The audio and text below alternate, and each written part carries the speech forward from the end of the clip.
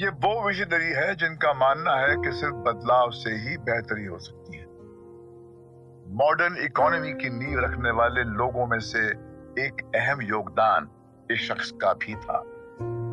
लेकिन अर्थव्यवस्था को मजबूती देने वाले इस मतवाले की कहानी इनके प्यार, इनकी वाइफ ईश्वर आलूवालिया के बिना अधूरी है। तो चलिए मिलते हैं आज के मेहमान मोंटेक सिंह आलूवालिया से।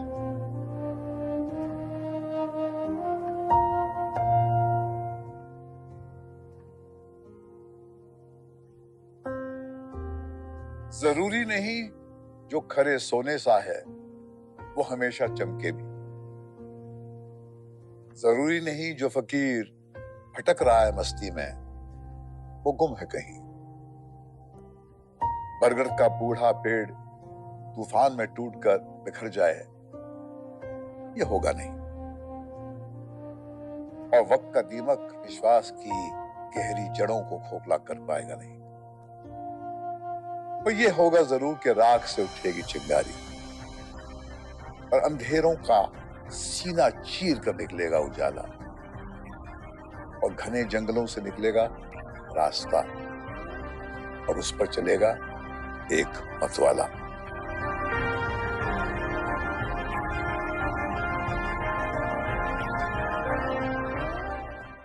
नई सुबह पर नजर है मगर साथ ये भी डर है कि ये शहर भी रफ्ता रफ्ता कहीं शाम तक न पहुंचे। हर शुरुआत में एक एंडिंग छुपा होता है और हर एंडिंग में एक शुरुआत छुपी होती है। मोंटेक जी, क्यों ना हम अपनी बात शुरू करें आपकी बचपन की उन कहानियों से जहां पर आपका जीवन शुरू होता है और फिर बचपन खत्म कहाँ हुआ, क्योंकि एक ऐसा लम्हा आता है जब आपको लगता है कि हम अब बच्चे नहीं रहे, हम बड़े हो गए हैं कहीं पर, जिसको अंग्रेजी में कहते थे लॉस ऑफ इनोसेंस, और you waking up to the brutal reality of the world. तो व्हेन यू लुक बैक, जब आप look back through the mist of time, क्या याद आता है? Man is memory and memory is sound. क्या, what are the sounds you hear of your childhood? मेरी जो डोमिनेंट मेमोरी मेरे यंग इयर्स की है वो है सिकंदराबाद में।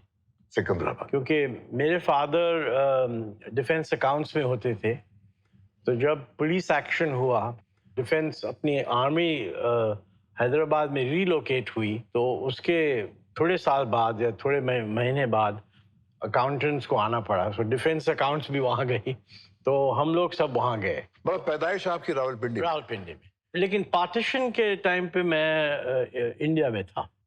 दूसरे हमारे रिलेटिव्स वहाँ थे, वो एज इट हैपेंस वो सब सेफली हिंदुस्तान पहुँच गए, भारत पहुँच गए। तो हमें पार्टीशन में पर्सनल लॉस फैमिली का कोई नहीं हुआ। लेकिन फिर मतलब अंबाला से सिकंदराबाद काफ़ी दूर है, और पूरा जो ऑफिस था उसके लिए एक ट्रेन हायर की गई कि सारा ऑफिस टुगेदर गया। तो उस वक्त काफ़ी मिलिट्री मूवमेंट हो रही थी, तो 8-10 घंटे ट्रेन रुक जाती थी कहीं कि भाई there is other movement going on. And we had a very good childhood actually in Secunderabad. You know, हम लोग एक कंटोनमेंट में ठहरे थे, और बिल्कुल कंटोनमेंट के साथ एक विलेज थी, कारखाना विलेज, बिल्कुल हाफ मुस्लिम हाफ हिंदू। हाँ, एक साइड में काली का मंदिर, दूसरी साइड में मस्जिद। पार्टीशन हैदराबाद में उसका कोई इम्पैक्ट नहीं हुआ था, और हम लोग बच्चे थे उस वक्त। हम विलेज में जाते थे, दोनों साइड में फील्ड में क्रिकेट खेलते थे बच्चों के साथ, कोई टेंशन नहीं। बचपन में पिताजी का साया जो है has played a very important role. कि अगर बचपन आपका हम डिफाइन करें कि एक बरगद का पेड़ आपके सर पे था, तो वो आपके पिताजी का एक साया था, जिन्होंने आपको इस बात का एहसास दिलाया कि बेटा अगर जिंदगी इज्जत से जीनी है तो एजुकेशन की अहमियत बहुत है। और फिर एक लायक बच्चे की तरह आपने वही किया जो पिताजी ने जिस दिशा में आपको चलने के लिए कहा। ये भी इम्पोर्टेंट सब्जेक्ट है एक्चुअली। पर्सनालिटी वाइज बहुत रिजर्व थे, और वो अथॉरिटेरियन भी नहीं थे। एक दो मैसेजेस जो उन्होंने मुझे दी वो बहुत इंपॉर्टेंट थी। एक तो जो आपने पहले भी कहा कि एजुकेशन, हर वक्त तो कहते रहते थे भाई हम आपको कुछ दे तो नहीं सकते इनहेरिटेंस, बट एजुकेशन हम दे सकते हैं। तो दो चीज़ें उन्होंने करी जो मुझे बड़े लेटर ऑन मुझे लगा कि भाई ये तो रियली अमेजिंग है। एक तो मेरे अंकल जो आर्मी में थे वो बहुत यंग एज में पास अवे कर गए, क्योंकि he was climbing mountain mount कैमेट way back in 52। तो उनकी पिकैक्स उनको लग गई, वुंड सेप्टिक हो गया, could not come down, it's he died. अच्छा, पहाड़ पे ही उनका, पहाड़ पे भी, हाँ correct. My mother came to Delhi, तो उन्होंने मुझे अपने साथ ले आई। तो कुछ 10 दिन हम दिल्ली में रहे। तो माय फादर, उन्होंने कहा कि भाई 10 दिन तुम स्कूल नहीं जाओगे तो मैथ्स और साइंस तुम मिस करोगे। तो मदर ने कहा भी कोई बड़ी बात नहीं है, और 10 दिन नहीं गए तो लेटर ऑन पिकअप कर लेंगे।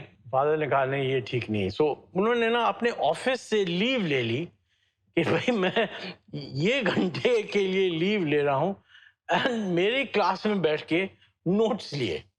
तो एक बच्चों के क्लास में एक बुजुर्ग बैठकर बिल्कुल अपने औलाद के लिए नोट्स ले रहा है। तो I mean, frankly, if when I think about it, it's ridiculous.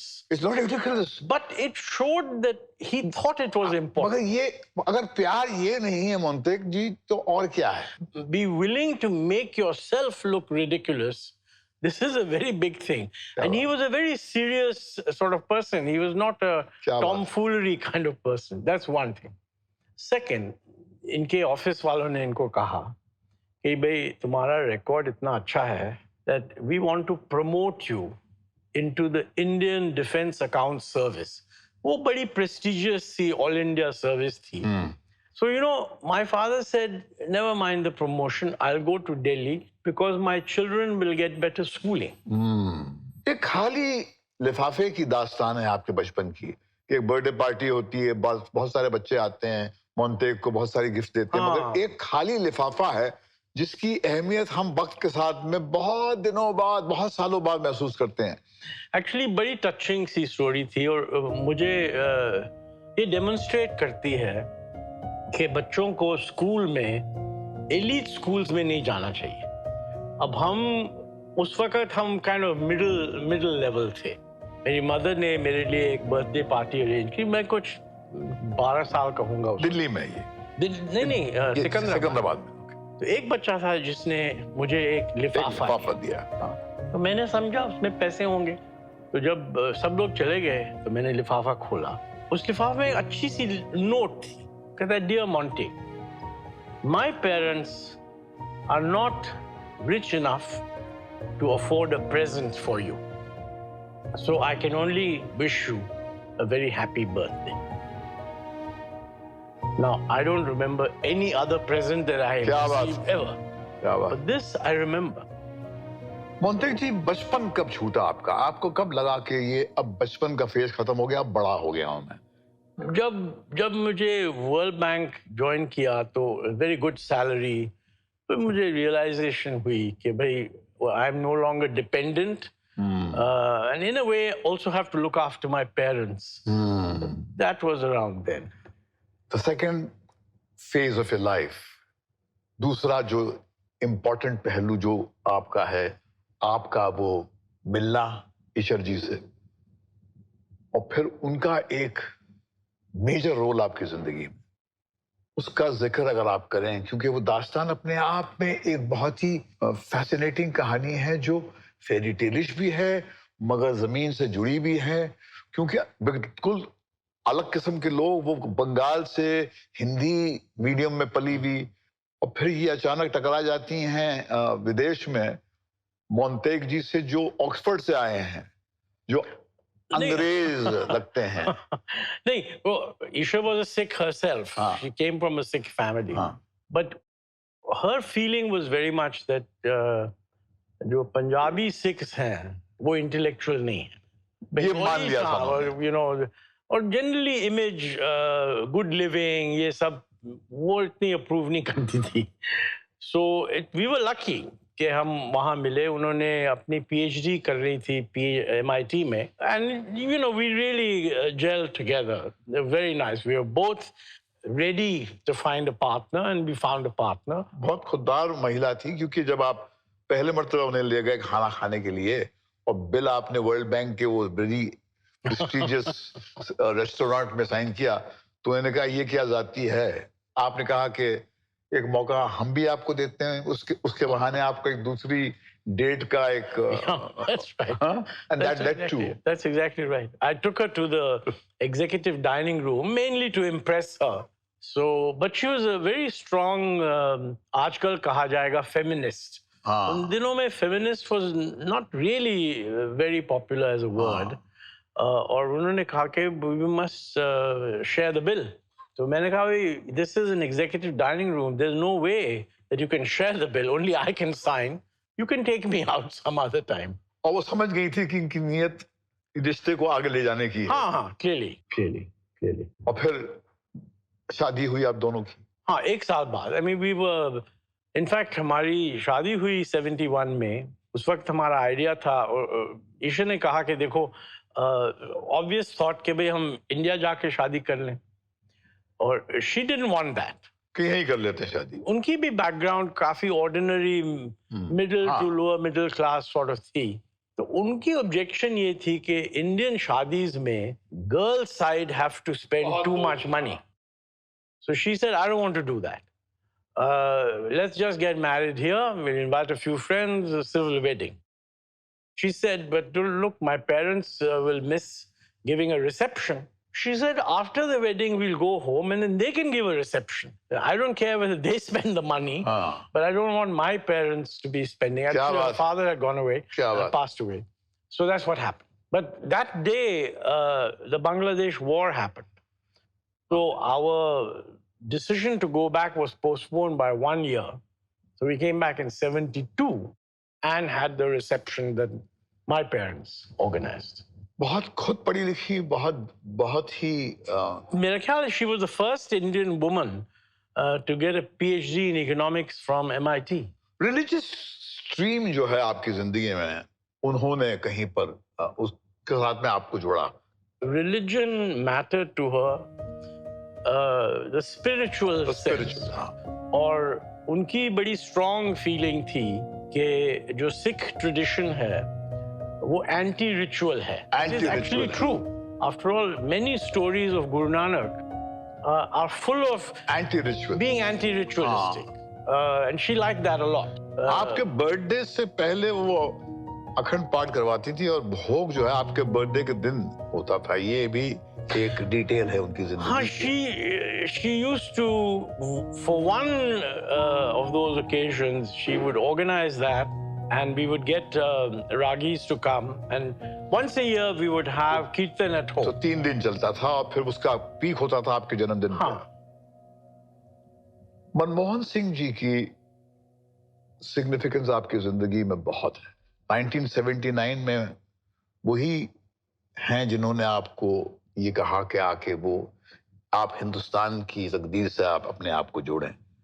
और फिर एक बहुत लंबा सफर रहा, और आपने 1991 में 92 में जब कुछ मुल्क इस कंडीशन में पहुंच गया था, जरा उसका आप जिक्र करेंगे. उसमें आपने मनमोहन जी के मेन ग्लैडिएटर का रोल प्ले किया था. वो दौर क्या था जहां पर इतिहास ने बिल्कुल करवट लिया. I mean, from the Soviet socialist economic construct से आपने एक सडनली एक लिबरल इकोनॉमी की तरफ कदम उठाया, और फिर अड़चने क्या थी, और वो जुर्रत कहाँ से आप लोगों ने पैदा की? डॉक्टर मनमोहन सिंह मेरे लिए आप समझ लो मेंटोर रहे. मुझे उनको इंट्रोड्यूस किया था सरदार उधम सिंह ने, जो ईश्वर के कॉलीग थे खालसा कॉलेज. तो हम लोग दोनों गए थे, तो उन्होंने कहा कि चलो मैं तुम्हें डिनर के लिए बुलाता हूँ विद मनमोहन सिंह. 1970 और समथिंग लाइक दैट. उसके बाद हम इन टच रहे, और उनकी प्रोफेशनल एक्सचेंज एक्सेट्रा. लेकिन मैंने उनके साथ काम नहीं किया until 1991. हाँ, वो क्रूशियल मोड पे आके आप लोग मिले। हम डिस्कस करते थे, मुझे पता था उनके क्या व्यूज हैं। तो 91 में जब प्रॉब्लम थी, मैं था कॉमर्स सेक्रेटरी उस वक्त, और हम ट्रेड साइड पे काफी लिबरलाइजेशन सोच रहे थे। मनमोहन जी वो टोटली सपोर्टिव ऑफ दैट। और फिर जब उसके 3-4 महीने बाद उन्होंने मुझे कहा कि भाई मैं सेक्रेटरी को चेंज कर रहा हूँ, कि तुम आ जाओ इधर। तो मैंने कहा of course, wonderful.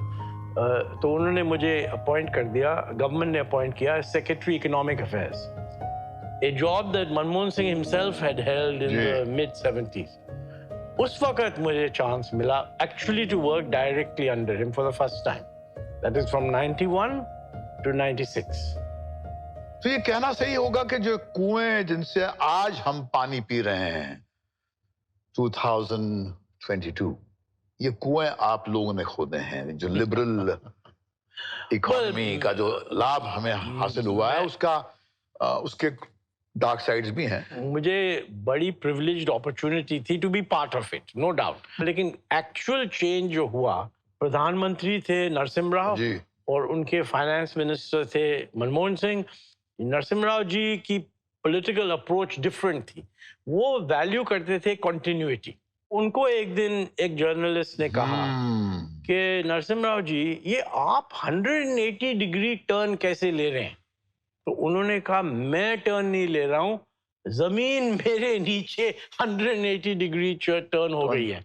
Meaning the world has changed and we have to do different. ये it was not the modified continuity of the old. और ये ताजुब की बात आप जो आज हमको एनलाइटन कर रहे हैं कि वो बहुत ही अनअज्यूमिंग सो कॉल्ड मीक शख्सियत मनमोहन सिंह, उनकी लीडरशिप में आप ग्लैडिएटर बनते हैं और ये पूरा जो है रिवर अपना कोर्स बदलता है, जिसका लाभ हम लोग आज। एक्चुअली कई लोग कहते हैं कि मीक हैं, actually he is very clear, हाँ, and he is quite fearless. तो उस वक्त पब्लिक को समझाना था कि भाई हम डिफरेंट चीजें करनी हैं, at the same time past को डेनिग्रेट नहीं करना। तो जब आप रिफ्लेक्ट करते हैं 1992 से लेकर 2014 तक, तो क्या याद आता है? क्या एक उदासीनता का एहसास था कि साहब बात जहां पहुंचानी थी हम पहुंचा नहीं पाए? क्योंकि कहते हैं कि इतना चलने के बाद में हम कहीं पहुंचते ही नहीं हैं। कहीं पर वो प्यास रह जाती है कि वो शायद हम कर ही नहीं पाए जो हम करने निकले थे। क्या वो थी आपके अंदर? नहीं, ये तो हमारी पूरी जो रिफॉर्म की स्टाइल रही है, और एक्चुअली वो कंटिन्यू भी कर रही है अभी, कि ग्रेजुअलिज्म, कि यू डोंट गो एंड से कि भाई ये सब बदलना है, हम कल बदल देंगे। तो नेचुरली थोड़ी रहती है फीलिंग कि काश अगर हम ये भी कर सकते। लेकिन मुझे रियलाइजेशन थी कि तो this is a big country, very diverse country, it will change over time. मेरी फीलिंग थी कि जो हमने शुरू किया है वो अब रिवर्स नहीं होगा। But how well it will be carried forward, what style it will be carried forward, younger people should decide. एक और बात मैं आपसे पूछना चाहूंगा, the most important pillar in your life, Ishar, उनकी जिंदगी पे हमने नजर डाली तो उनकी फैमिली जीन पूल में शायद वो ये एक प्रीडिस्पोजिशन था towards a particular kind of cancer. जब उनको डायग्नोज किया गया और आप लोग वहां थे, आप और आपके बेटे, can you walk us through that moment when she was waiting at the AIIMS? That, that was a shock. Whenever there's anything to do with the brain, because उन्होंने कहा कि this could be something to do with your central nervous system. We need an MRI.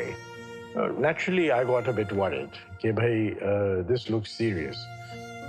But when they described that it was GBM, glioblastoma, in this case it was diffused, so it could not be surgically removed. It could only be dealt with through radiotherapy and chemotherapy. The doctors were saying quite clearly that it's a matter of 10 months, 11 months, 12 months. And, you know, it was such a huge shock. But Isha, I think her, you know, inner spirituality enabled her to come to terms with it. हाँ, Because हमने quite पढ़ा है कि frankly, when उन्होंने I, वो गुरु ग्रंथ साहब खोला and she got a walk which told her. yes, that was before she was actually diagnosed, but she must have had a suspicion. And the Vak said, I don't remember the exact thing, but Aukhi ghadi na dikhai. Don't show me difficult times. And the important point is that when she knew that this was her condition, I mean, she conducted herself with an amazing degree of personal equilibrium. You know, she was telling me that you should write a book. I know. सुना कि chemotherapy के लिए जाती थी तो I आपके used to proofs go लेके with जाती थी her, आप and she क्या would say, "Come on, I'll proof your thing." Chemotherapy से पहले और बाद में हाँ. वो लेके जाती थी Yeah. We were both together, but she rather than just sit, she wanted to.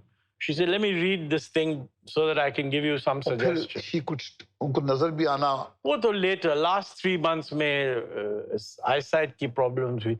In fact, my children उन्होंने कहा कि भाई, Mom, why don't you write your own book, because you have quite an interesting story to tell. So she said, okay. I you know, prefer I'll do her that. book to your book. Yeah, and many people have said so, by the way. And her personal struggle. And I mean, she's very generous at the end by saying that she's had a great life. So I'll come back to the most important question I think which I have to ask you at the end of this conversation. एक formative years में आपका जब romance शुरू हुआ था, must be very intense with each other. When you're falling in love, you're seeing a new beginning, एक नई शुरुआत है, पूरी जिंदगी सामने है. और फिर एक टर्मिनल फेज है जहां पर आपको इस बात की सर्टेनिटी है कि जिससे मैं बेइंतहा मोहब्बत करता हूं, प्यार करता हूं, जिस पे मैं इतना डिपेंडेंट हूं, वो अब कुछ दिनों की ही मेहमान है इस धरती पे. क्या वो लम्हे जब आपके अंदर ये सर्टेनिटी डॉन की ये जाए अब ये रहेंगे नहीं, were they as intense as your beginning days? क्या आपका प्यार, आपकी मोहब्बत, आपकी सेंस ऑफ ग्रैटिट्यूड टुवर्ड्स ईश्वर, क्या वो टुवर्ड्स द एंड मल्टीप्लाई नहीं हुई 1000 टाइम्स? क्योंकि ऐसा कहते हैं कि जब आपको इस बात का एहसास होता है कि हम किसी चीज से अलग हो रहे हैं, तभी आपको उसकी अहमियत समझ में आती, नहीं तो आपको आती नहीं है. वो आदमी जो सुबह निकलता था, रात को 9 बजे आता था फाइल्स लेकर, बच्चे उसने पाले, क्या उसको लगा कि काश मैं इस इतनी खूबसूरत, इतनी बड़ी औरत दिल से, रूह से के साथ ज्यादा वक्त गुजार पाता? बहुत ही मुश्किल सवाल आपने पूछा है और मैं केपेबल नहीं हूं to give a good answer. But there's no question that I was aware that in a very important sense, my life is actually coming to an end. You know, one part. I mean, we had a partnership of 50 years. So for 50 years, we saw ourselves as together. वो आखिरी लम्हा मुझे सुनाइए, अगर आप सुना पाते हैं. Well, you know, the only thing I can say is that Isha knew she was going, and towards the very end, when I could see that she was showing all the symptoms that she was pretty much at the end of her life. We have 2 sons. They were both able to come over. And each one was holding one hand, and I was at the foot of the bed, and she passed away very peacefully.